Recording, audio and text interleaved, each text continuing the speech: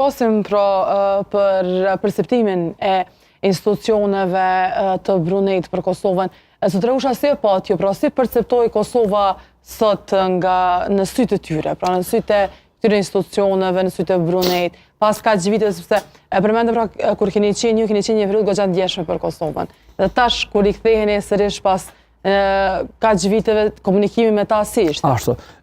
Tash është vetëm një ndjenjë, është një emocion, pika e parë kisha dashur të përmend pasaportën, për shkak se në vitin kur kemi shku na, kemi pas një pasaport të mikut, që ishte problem për ta me gjenë sistem, sa ta aty shkuan të travel document, që nuk është pasaport.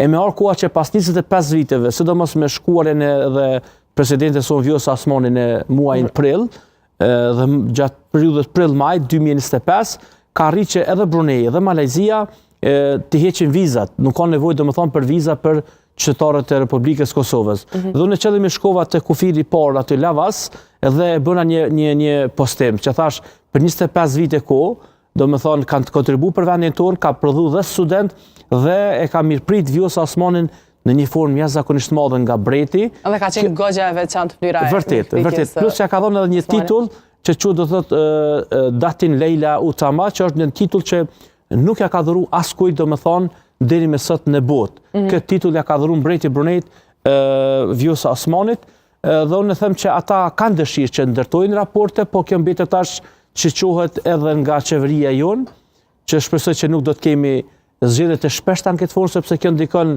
negativisht edhe nga ana tjetër që presin domethënë kthimin e emailave, ndërtimin e raporteve, hapjen e ambasadave, dhe ata shohin Kosovën si një vend përparimtar, duke pa domethënë sidomos kur isha aty, e përmendë domethënë ligjëratën e Vjosa Osmanit në Universitetin e Brunejt, sepse ne ku kemi studiuar është quajtur UBD, University Brunei Darussalam, dhe gjatë takimit me rektorin e Universitetit Brunejt, po edhe me profesor, ata u ndon jashtëzakonisht thënë fjalë miradije për delegacionin e Vjosës, ligjëratën e saj dhe prezantimin e Vjosa Osmanit në sultanatin e Brunejt. Ajo që pritet sot është që qeveria e Kosovës të aplikon për bursa o fjala për studentët e Kosovës, në mënyrë që ndërtohen edhe raporte, mos mbeten vetëm me 10 studentë, se nuk janë të mjaftueshëm. Vetëm 10 studentë. Po, deri me tani, po.